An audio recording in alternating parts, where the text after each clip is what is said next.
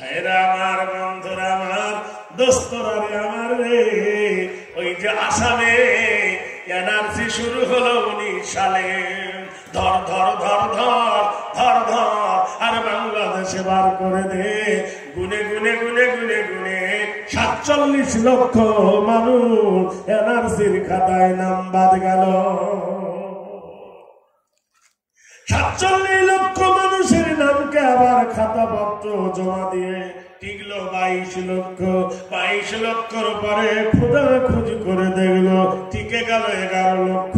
11 লক্ষর পরে দেখা গেল 13 জন রঙ্গিলা আর 70 জন বাংলাদেশি, বাকি সব আসামের মানুষ, সব হিন্দু, কায়স্থ কৈবস্ত বিভিন্ন। বন্ধ হয়ে গেল। বিহারের মাটিতে শুরু হলো, জোরে বলুন নারায়ে তাকবীর, জোরে বলুন।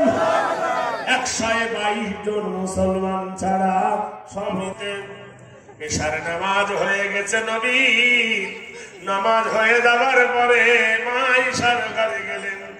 মা আয়েশার ঘরে গিয়ে নবীর আলাম দিচ্ছে, আসসালামু আলাইকুম ইয়া হুমায়রা বিনতে আবু বকর দুখুলুল বাব।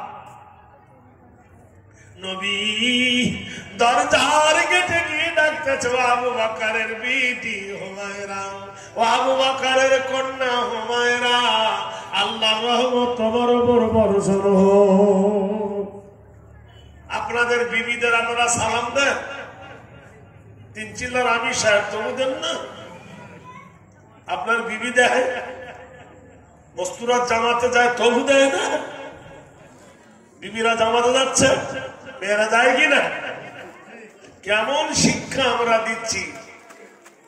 কত বড় হাজি ভাই হাত তুলেন দিনই যে আমি 3 চিল্লা জামাত থেকে এসে আমার বিবিকে নিয়ে এক থালিতে বসে ভাত খাই। আছে দস্তরখানা পড়া সুন্নত না অসুন্নত?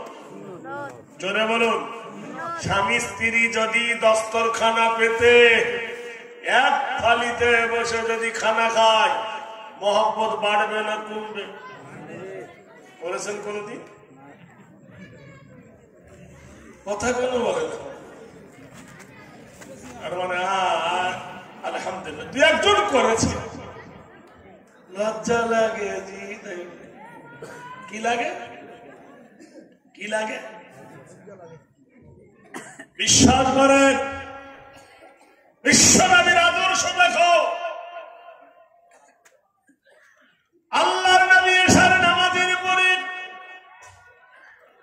বাড়ির ভিতরে ঢুকে সালাম দিলেন, বিবি দরজা খুলে দিলেন।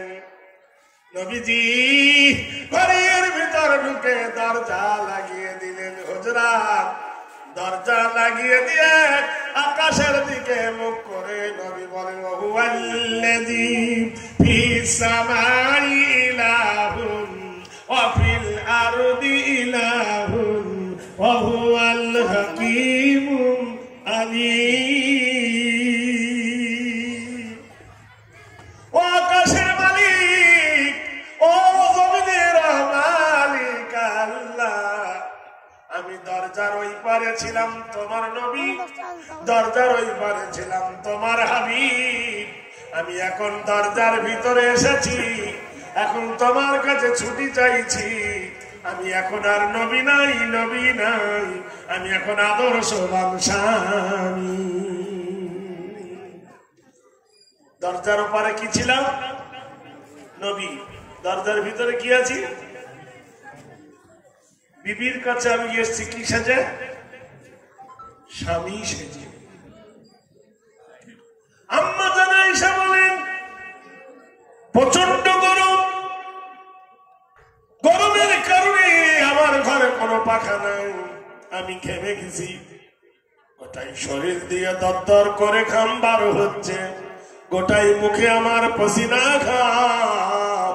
আল্লাহর নবী মাথার পাগড়িটা নিয়ে খুলে বাম হাতে আমার মুখটা ধরে ডান হাত দিয়ে নবী আমার মুখ মুছিয়ে দিলে। সুবহানাল্লাহ বলবেন না? বলবেন না কেন? আমি জানি। এখন যদি প্রশ্ন করি, 12 ছেলের বাপ হয়েছ, বিবির মুখকে মুছিয়ে দিয়েছ কোনদিন? দিয়েছি? কথা বলবেন না। আয়েশা বলে, আমার মুখ যখন মুখিয়ে দিয়েছে নবী, আমার মুখটা যখন নবী মুছিয়ে দেয়, আমি তখন হেসে ফেলেছি। বিবির হাসি স্বামীর জন্য আনন্দদায়ক। তোমরা গল্প করো, জনমভর গল্প করে নাও, তোমাদের জীবনে শিক্ষা হবে না। ওরা এখন গরমে আছে। কিসের গরম জানেন? লক্ষ্মী ভান্ডার হলো। ভাইরা আমার, বন্ধুরা আমার, আল্লাহর নবী হাইরে কি আদর্শ দেখো, কি নীতি দেখো, আল্লাহর নবীর কি মহান চরিত্র দেখো, নবীর কি কানুন দেখো। আম্মা জান বলে, আমার মুখটা যখন মুছিয়ে দিলেন, আমি তখন ফুক করে হেসে উঠেছি। আল্লাহর নবী আমার মুখটা ধরে আমার কপালে চুম্বন দিয়ে দিলেন। আমার গোটাই শরীরে আনন্দের ঝড় বয়ে গেল। ঘরের ভিতরে এমন সময় হাজী সাহেবকে জিজ্ঞাসা করবেন, কাবা শরীফের বাম দিকে একটা দরজা আছে, আর এইরকম নবীর হুজরার পাশে আর একটা দরজা আছে, সেই দরজাটার নাম হলো বাবে জিবরিল। বাবন মানে হলো দরজা, আর জিবরিল মানে ফেরেশতা, জিবরাইলের দরজা। ওইখানে জিবরাইল এসে হাঁক দেয়, আসসালামু আলাইকা ইয়া রাসূলুল্লাহ। নবী ডাক দিয়ে বলেন, জিবরিল রে, আমি তো আমার আল্লাহর কাছে ছুটি নিয়েছি, আমি আমার মাবুদের কাছে ছুটি নিয়েছি, আমি আমার মাওলার কাছে ছুটি নিয়েছি, এই সময় তুই এলি কেন? ফেরেশতা বলে, আল্লাহু আ'লাম লা আ'লামু, আমার আল্লাহ জানে, আমি জানি না। আমি হলাম হুকুমের গোলাম। ওগো আল্লাহর নবী, আপনার বিবির মুখ মুছিয়ে দিয়েছেন, আপনার বিবির আদর করেছেন, আপনার বিবির সোহাগ করেছেন, আমার আল্লাহর পছন্দ হয়ে গেছেন। তাই আল্লাহ পাক আমাকে কোরআন দিয়ে পাঠিয়েছেন, এ জিবরিল গিয়ে বলো, খালাকনাকুম আজওয়াজা, আর আমি জোড়া জোড়া করে বানিয়েছি, হুন্না লিবাসুল লাকুম ওয়া আনতুম লিবাসুল লাহুন্না। নারী হলো এ পুরুষের পোশাক, পুরুষ হলো নারীর পোশাক। সাবধানে চলিও নারী পর্দার আড়ালে, সাবধানে চলিও বুবু। আমরা বুড়ো মানুষ, বুবু বলা যাবে? সাবধানে চলিও গো মা। মা বলাটা ঠিক হবে নাকি? হ্যাঁ, আমরা যদি কোনো মেয়েকে বলি আই লাভ ইউ, বলি বলো শালা মরতে বসেছে, আই লাভ ইউ বলতেছে। আর এই বাবু যদি বলে যারা মুস্কুরা গজব হবে, তাহলে আই লাভ ইউ বলার মতো একটা বয়স লাগবে, ঠিক কিনা? আমার এই ভাই যদি কাউকে বলে আই লাভ ইউ, বলবে বুড়ো বয়স আর কি গেল না, বলবে কিনা? এ ভাই ঠিক কিনা বলো? তাহলে বয়সের একটা তাৎপর্য আছে। সাবধানে চলিও মাগো পর্দার আড়ালে, সাবধানে চলিও মাগো পর্দার আড়ালে, জাহান্নাম যেতে হবে মাগো পর পুরুষ দেখিলে। শোনো গো মা, বিনয় করি,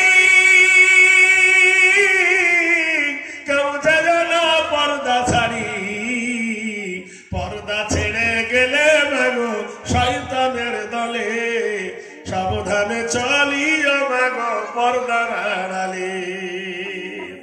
আগেকার মায়ের আশা পুরুষ দেখিলে ঘোমটা টেনে সরে যেত গাছের আড়ালে।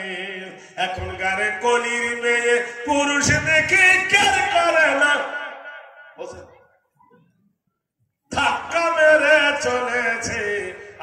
আখেরি জামানা এসেছে, রেল মোটরে উঠে বলি বসতে জায়গা দাও, বলে অন্য বগি খালি আছে সেই বগিতে যাও। চিন্তা করতে পারেন কি অবস্থার পরিস্থিতির শিকার আমরা আজ হয়ে গেছি। বিশ্বনবী সাল্লাল্লাহু আলাইহি সাল্লামকে কোরআন দিয়ে জানিয়ে দিলেন নারী হলো পুরুষের পোশাক, পুরুষ